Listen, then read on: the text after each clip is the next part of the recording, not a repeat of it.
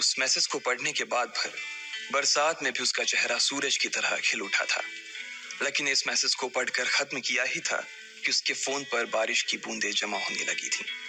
Lucky ने थोड़ी देर की खुशी मनाने के बाद याद किया कि वो सच में गरीब नहीं था। असल में उसके परिवार ने उसे एक परीक्षा में डाल रखा था जिसका नाम था गरीबी अभ्यास परीक्षा। इस परीक्षा के तहत लकी को अग्रवाल खानदान में उसके नाम की जमीन और जायदाद पर तभी हक मिलने वाला था जब वो इस परीक्षा को पास कर लेता। अचानक से उसे याद आया कि वो गरीब नहीं था बल्कि गरीब होने की परीक्षा दे रहा था। हालांकि परीक्षा देते देते उसे 8 बरस हो चुके थे, इसलिए उसे एहसास होने लगा था कि वो कभी परीक्षा को पास ही नहीं कर पाएगा और हमेशा हमेशा के लिए गरीब ही रह जाएगा। अच्छा हुआ चली गई, अब मिलना कभी। लकी ने होटल की तीसरी मंजिल की ओर देखा और पानी के अंदर ही अपना पैर पटक दिया। वो डिंपल को कोस रहा था। उसने अपनी मोटरसाइकिल उठाई और फिर से चमन मेडिकल स्टोर जाने के लिए मुड़ने लगा। अगले दिन जब लकी की आंख खुली तो वो सीधा उठा और तैयार होकर शहर के सबसे बड़े बैंक न्यू सिटी बैंक पहुंच गया। न्यू सिटी बैंक न सिर्फ शहर का सबसे बड़ा बैंक था बल्कि वो सबसे अमीर बैंक भी था। वहां पर शहर के सबसे अमीर लोगों के ही पैसे जमा किए जाते थे। लकी वहां पैसे को निकलवाने के लिए जा रहा था। New city bank south Delhi में बसा हुआ था और उसके दरवाजे के बाहर महंगी से महंगी गाड़ी खड़ी थी। भाई, अब इसमें से कौन सी नई गाड़ी लेगा, लकी ने मन ही मन सोचा। उसे यकीन नहीं हो रहा था कि कल तक तो वो एक मोटरसाइकिल तक नहीं खरीद पा रहा था और आज वो एक कार, और वो भी इतनी महंगी कार खरीदने की सोच रहा था। फिर उसने अपनी नजर गाड़ी पर से हटाई और बैंक के अंदर जाने लगा। उसने देखा कि बाहर बहुत भीड़ थी और महंगे से महंगे कपड़े पहने लोग बैंक के अंदर जा रहे थे। कहाँ दवाओं की बदबू और कहाँ ये खुशबू। उसने एक बहुत ही गहरी सांस के अंदर ज्यादा से ज्यादा खुशबू को समेटने की कोशिश करते हुए अपने मन में सोचा, लेकिन अगले ही पल उसके मन में संकोच पैदा हो गया था। रातों रात लकी की किस्मत तो बदल गई थी, लेकिन उसके कपड़े नहीं बदल पाए थे। इतने बड़े बैंक में वो वही कपड़े पहनकर आ गया था जो वो अक्सर अपने काम पर पहनकर जाता था। पैसे लेते ही ना सबसे पहले नए कपड़े खरीदने हैं, लकी ने अपने आप से कहा और फिर बैंक के अंदर दाखिल होने लगा। जैसे ही उसने दरवाजे को धक्का दिया, उसे आवाज आई, आउच! लकी थोड़ा सा हड़बड़ी में दिखाई दे रहा था और इस जल्दबाजी के चक्कर में वो एक लंबे बाल वाली लड़की से जा टकराया था जो कि उसके बगल में ही चल रही थी। माफ करना, मैं आपको देख नहीं पाया, सॉरी। लकी ने तुरंत उससे हाथ जोड़कर माफी मांगते हुए कहा। उस लड़की ने इतने अच्छे कपड़े पहन रखे थे कि उसे देखकर ही लग रहा था कि वो किसी अमीर घराने की लड़की थी, इसलिए सॉरी बोलते वक्त ना चाहते हुए भी लकी के हाथ उसके सामने जुड़ गए थे। लेकिन जब उस लड़की ने लकी के कपड़े और उसके हुलिये को देखा तो उसने अपनी नाक भौं सिकोड़ ली। वो लगभग हर रोज इस बैंक में आया और जाया करती थी, लेकिन उसने आज तक इस बैंक के अंदर लकी जैसे फटीचर आदमी को घुसते हुए नहीं देखा था। उसके बालों में से आंवले के तेल की गंध आ रही थी। उसने गुस्से भरी नजरों से लकी की ओर देखा और बोली, क्यों नहीं देख पाए? मैं क्या ट्रांसपेरेंट हूं? तुम्हें इतनी बड़ी लड़की दिखाई नहीं देती? इससे पहले कि बात आगे बढ़ती, उस लड़की ने देखा कि इस बैंक की मैनेजर यास्मीन पटेल उन दोनों की ओर बढ़ी चली आ रही है। उसने भी लकी को देखकर वैसी ही शक्ल बनाई थी जैसी शक्ल उस लंबी लड़की ने बनाई थी। I am so sorry miss, आपको कहीं लगी तो नहीं? यास्मीन ने उस लड़की से पूछा और फिर घिन्न भरी नजरों से लकी की ओर देखने लगी। लकी तमतमाती आंखों से उन दोनों को देखा जा रहा था। वो जानता था कि उसने इतनी जोर से भी दरवाजा नहीं खोला कि उसे चोट लग जाए, लेकिन असल में उसे यह मालूम नहीं था कि वो लोग उसे नहीं बल्कि उसके कपड़े को देख रहे थे। यास्मीन ने लकी को ऊपर से नीचे तक देखा और ना जाने उसके मन में क्यों शक पैदा हो गया। क्या आप मुझे बता सकते हैं कि आप यहाँ पर किस काम से आए हैं? यास्मीन ने बड़ी मुश्किल से अपने चेहरे पर एक मुस्कान लाते हुए कहा। वो उसका हुलिया देखकर ही समझ गई थी कि वो यहाँ का कस्टमर तो नहीं था। लकी ने अपने आप को संभाला और कहा, हाँ, वो मैं अपना पैसा निकलवाने के लिए आया था। पैसे निकलवाने के लिए आए हो? यास्मीन ने लकी की बात को ही दोहराते हुए कहा। वैसे तो वो लकी की बात पर जोर से हंसना चाहती थी, लेकिन उसने अपने आप को थोड़ा सा काबू में कर लिया था। लकी की बात सुनकर उसे लग रहा था कि वो कोई पागल था जो यहाँ जबरदस्ती घुसा चला आ रहा था। हाँ, तो क्या आपके पास कार्ड है? यास्मीन ने उससे आगे पूछा। न्यू सिटी बैंक का कार्ड हासिल करना एक बहुत ही मुश्किल भरा काम था। अगर किसी को भी उस बैंक का कार्ड लेना था तो सबसे पहले उस आदमी को अपने खाते में कम से कम 5 लाख रुपए जमा करवा कर रखने पड़ते थे, तब जाकर उसे कहीं कार्ड मिलता था। लेकिन लकी तो पहली बार ही यहाँ आ रहा था, इसलिए उसके पास कार्ड होने की कोई संभावना ही नहीं थी। लकी जब यास्मीन के सवाल का जवाब नहीं दे पाया तो यास्मीन ने फिर उससे पूछा, मैं पूछ रही हूँ कि आपके पास कार्ड है? वो समझ गई थी कि लकी पागल ही था, जो कहीं से भागकर सीधा उनके बैंक में आ गया था। कार्ड नहीं, कार्ड नहीं मेरे पास। लकी ने उसके सवाल का जवाब दिया और वो फिर इधर उधर देखने लगा। जैसे ही उस लंबे बालों वाली लड़की ने लकी का जवाब सुना तो वो खिलखिलाकर हंस पड़ी। यास्मीन को तो सिर्फ लग रहा था कि वो पागल है, लेकिन वो लड़की तो अपने मन में मान चुकी थी कि यह लड़का कोई पागल ही है जो कहीं झोपड़ पट्टी से यहाँ आ गया है। इससे पहले कि आगे कोई कुछ कह पाता, उस लंबे बालों वाली लड़की के पिता वहां आ गए और बोले, चलो बेटी। उनके हाथों में कुछ कागजात थे। लकी ने देखा कि उन्होंने महंगा सा सूट पहन रखा था। उस लड़की ने यास्मीन के दोनों हाथों को पकड़ा और बोली, यास्मीन देखो, अगर इस तरह के सड़क छाप लोग तुम्हारे बैंक में ऐसे ही घुसते चले आए ना और बाकी कस्टमर्स को परेशान करने लगे तो तुम्हारे बैंक की इमेज और उसके शेयर्स दोनों को काफी नुकसान होगा। एक मैनेजर होने के नाते तुम्हें इन सब चीजों का ध्यान रखना चाहिए। मुझे उम्मीद है कि आगे मेरे साथ ऐसा कुछ नहीं होगा। उस लड़की ने कहा और अपने पिता के साथ बैंक के बाहर चली गई। अपना ध्यान रखना कोयल मैडम, मैनेजर ने उसकी गाड़ी तक छोड़ने के लिए आते हुए कहा। आज तो वो बाल बाल बच गई थी। कोयल और उसके पिता इस बैंक के सबसे पुराने और सबसे वफादार कस्टमर्स थे। अगर आज यास्मीन उन्हें नाराज कर देती और वो उसके बैंक से अपना खाता बंद करवा देते तो शायद यास्मीन की नौकरी तक जा सकती थी। और यह सब हो रहा था उस पागल लकी की वजह से। इसे जल्द से जल्द यहाँ से भगाना पड़ेगा, यास्मीन ने अपने आप से कहा और फिर बैंक के अंदर आने लगी। यास्मीन उसे अपने बैंक से बाहर निकालने के तरीके के बारे में सोच रही थी, मगर जैसे ही वो बैंक में दाखिल हुई उसने देखा कि लकी वहां था ही नहीं। अरे, अब ये कहाँ चला गया? उसने अपने आप से पूछा। वो इधर उधर देखने लगी, लेकिन लकी वहां भी नहीं था। यास्मीन को अच्छे से पता था कि वो उसके सामने तो बाहर नहीं निकला था। इसका मतलब था कि वो बैंक के अंदर ही था, लेकिन यास्मीन उसे ढूंढ नहीं पा रही थी। कुछ देर तक बैंक के सारे कोनों को देख लेने के बाद यास्मीन को लगा कि शायद लकी यहाँ बहुत ही असहज महसूस कर रहा होगा और जब वो कोयल को दरवाजे पर छोड़ने के लिए आई तब उसके पीछे पीछे वो भी निकल गया होगा। चलो, जान बची, यास्मीन ने अपने आप से कहा और अपने केबिन में आकर बैठ गई। जैसे ही उसने आज के दिन की पहली फाइल उठाई थी उसे किसी एक की झलक दिखी। ये कोई और नहीं बल्कि लकी ही था। अरे, ये कहाँ छिपा हुआ था? यास्मीन ने अपने आप से ही कहा और तुरंत फाइल को टेबल पर रखकर वो ऑफिस के बाहर आ गई। उसने देखा कि लकी बैंक के वीआईपी लॉन्ज के बाहर खड़ा था और उसके खंबे की आड़ की वजह से वो यास्मीन की नजर से बाहर हो गया था। की गंध आ रही थी। उसने गुस्से भरी नजरों से लकी की ओर देखा और बोली, क्यों नहीं देख पाए? मैं क्या ट्रांसपेरेंट हूं? तुम्हें इतनी बड़ी लड़की दिखाई नहीं देती? इससे पहले कि बात आगे बढ़ती उस लड़की ने देखा कि इस बैंक की मैनेजर यास्मीन पटेल उन दोनों की ओर बढ़ी चली आ रही है। उसने भी लकी को देखकर वैसी ही शक्ल बनाई थी जैसी शक्ल उस लंबी लड़की ने बनाई थी। I am so sorry miss, आपको कहीं लगी तो नहीं? यास्मीन ने उस लड़की से पूछा और फिर घिन्न भरी नजरों से लकी की ओर देखने लगी। लकी तमतमाती आंखों से उन दोनों को देखा जा रहा था। वो जानता था कि उसने इतनी जोर से भी दरवाजा नहीं खोला कि उसे चोट लग जाए, लेकिन असल में उसे यह मालूम नहीं था कि वो लोग उसे नहीं बल्कि उसके कपड़े को देख रहे थे।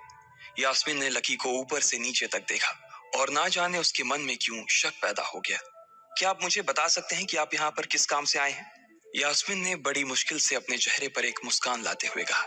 वो उसका हुलिया देखकर ही समझ गई थी कि वो यहाँ का कस्टमर तो नहीं था। लकी ने अपने आप को संभाला और कहा, हाँ, वो मैं अपना पैसा निकलवाने के लिए आया था। पैसे निकलवाने के लिए आए हो? यास्मीन ने लकी की बात को ही दोहराते हुए कहा। वैसे तो वो लकी की बात पर जोर से हंसना चाहती थी, लेकिन उसने अपने आप को थोड़ा सा काबू में कर लिया था।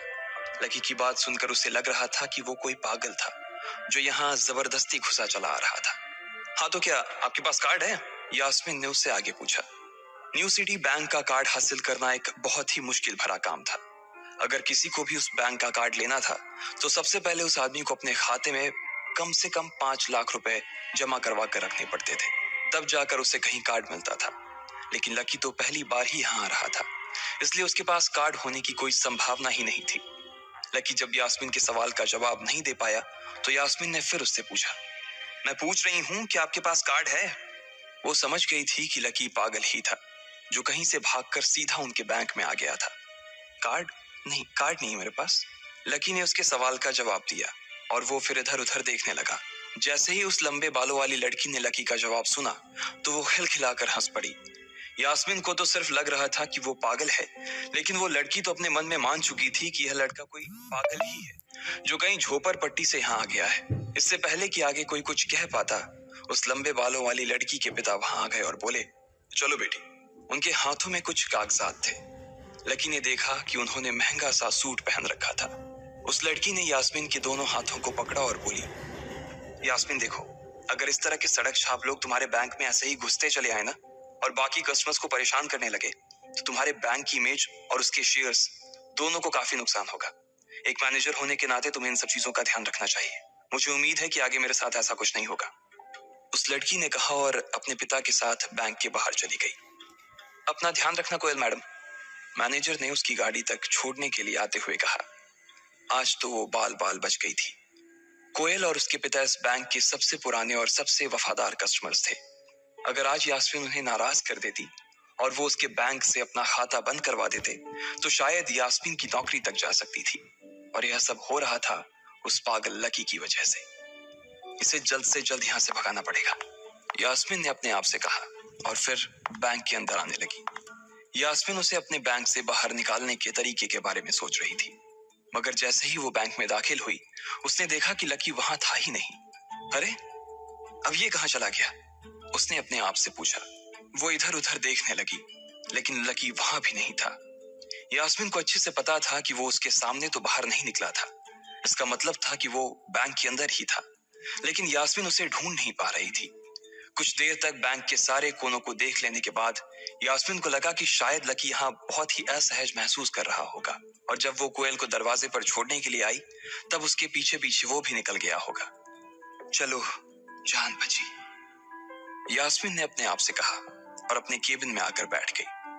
जैसे ही उसने आज के दिन की पहली फाइल उठाई थी उसे किसी एक की झलक दिखी। ये कोई और नहीं बल्कि लकी ही था। अरे, ये कहां छिपा हुआ था? यास्मीन ने अपने आप से ही कहा और तुरंत फाइल को टेबल पर रखकर वो ऑफिस के बाहर आ गई। उसने देखा कि लकी बैंक के वीआईपी लॉन्ज के बाहर खड़ा था और उसके खंबे की आड़ की वजह से वो यास्मीन की नजर से बाहर हो गया था। वो सभी लोग यहीं आकर बात किया करते थे। उस कमरे के अंदर जो लोग बैठे थे उन सबके करोड़ों रुपए इस बैंक के खाते में जमा थे। अब अगर ऐसे में लकी वहां घुस जाता तो सब लोग मिलकर यास्मीन की गर्दन पर चढ़ जाते। रुको, जहां हो वहीं खड़े रहो, यास्मीन जोर से और साथ ही गुस्से से चिल्लाई। बाकी के लोग जो वहां खड़े थे वो यास्मीन की ये चीख सुनकर डर गए थे। कुछ लोगों को उसकी इतनी जोर से आवाज करने की वजह से गुस्सा भी आ गया था और यास्मीन सबसे मुस्कुराते हुए माफी मांगकर आगे बढ़ती जा रही थी। वो लकी को किसी भी तरह से उस कमरे में जाने से रोकना चाहती थी, लेकिन उससे पहले ही वो उस कमरे के अंदर दाखिल हो चुका था। अरे यार, ये आदमी है या गधा? यास्मीन ने अपना ही सिर पीटते हुए कहा और वो भी उस कमरे के दरवाजे की ओर बढ़ने लगी। उसने उस कमरे का दरवाजा खोलने की कोशिश की, लेकिन वो अंदर से लॉक हो गया था। बाप रे, ये कैसा आदमी है? बिना परमिशन के अंदर घुसा तो घुसा, लेकिन दरवाजा भी अंदर से बंद कर लिया। अब यास्मीन की सांसें फूलती जा रही थी। उसे बहुत डर लग रहा था। उसका जी यह सोचकर घबराए जा रहा था कि ना जाने अंदर लकी और उस रिलेशन मैनेजर के बीच क्या हो रहा होगा। इधर जैसे ही लकी कमरे में दाखिल हुआ, वहां का कस्टमर रिलेशन मैनेजर जो कि सोफे पर फैला हुआ था, वो उसे देखते ही अचानक सीधा बैठ गया। हेलो सर, कैसे हैं आप? उसके मुंह से बिना लकी को देखते हुए ये शब्द निकले। उसे याद था कि इस कमरे में कुछ खास लोग ही आते थे और जो भी आते थे यास्मीन उनके आने की खबर उसे पहले ही दे देती थी।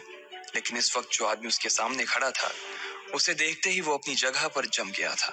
ना तो वो कहीं से भी वीआईपी लग रहा था और ना ही वो उसका कोई रिश्तेदार था। कौन हो भाई तुम? क्या चाहिए तुम्हें? उस मैनेजर ने 20 साल के जवान लड़के को देखते हुए कहा। मैं यहाँ अपना पैसा लेने आया हूँ, लकी ने सीधे मुद्दे की बात को मैनेजर के सामने रखते हुए कहा। तुम्हारे पास हमारा सुप्रीम कार्ड है? मैनेजर ने उससे ऊपर से नीचे तक देखा और पूछा। नहीं नहीं, मेरे पास कोई कार्ड नहीं है, लकी ने कहा। तो फिर हम तुम्हें कोई पैसा नहीं दे सकते। चलो अभी दरवाजा खोलो और सीधा बाहर निकलो, मैनेजर ने कहा और सोफे पर से उठ गया।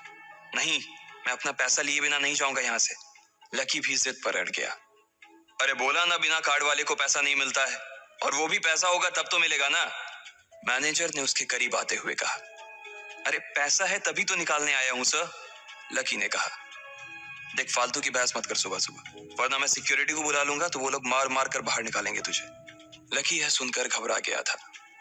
मैनेजर के चेहरे का गुस्सा उसे साफ नजर आ रहा था, लेकिन ऐसा भी नहीं था कि वो झूठ बोल रहा था। भले ही उसके पास कार्ड नहीं था, लेकिन इसका मतलब ये नहीं था कि वो अग्रवाल खानदान का लड़का नहीं था। जैसे जैसे मैनेजर उसकी ओर बढ़ता चला जा रहा था, लकी का डर भी बढ़ता जा रहा था। मैनेजर को लग रहा था कि वो कोई संकी था और वो उसे धक्का मारकर बाहर निकालने के लिए आगे बढ़ ही रहा था कि अचानक घबराए हुए लकी के दिमाग में एक आइडिया आया। फिंगरप्रिंट!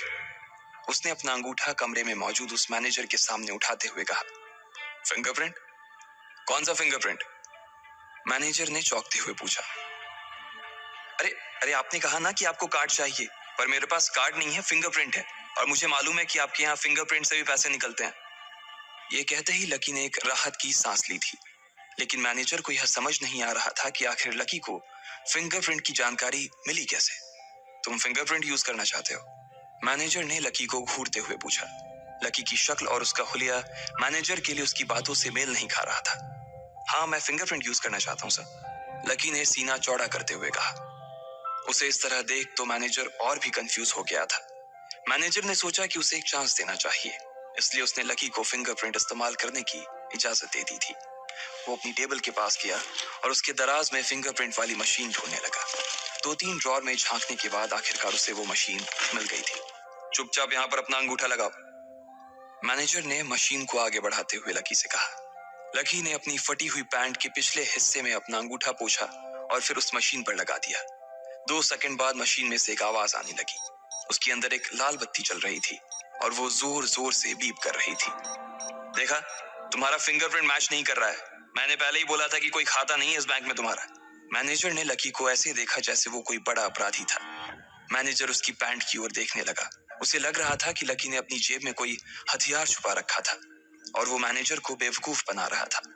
इससे पहले कि लकी अपनी जेब से कोई बंदूक या बम निकालता, मैनेजर ने अपना फोन निकाला और पुलिस का नंबर लगाने लगा। लकी ने उसकी स्क्रीन पर देख लिया था कि वो 100 नंबर पर फोन लगा रहा था। लकी बुरी तरह से घबरा गया था। वो बहुत ही उत्साह और जोश में अंदर तक तो चला गया था, लेकिन उसे मालूम नहीं था कि वो इतनी बड़ी मुसीबत में फंसने वाला है। अब आगे क्या होने वाला था? क्या लकी उसे पुलिस को बुलाने से रोक पाता? कहीं उसे कोई फेक मैसेज तो नहीं आया था? लकी कैसे इन मुसीबत से बाहर निकलेगा?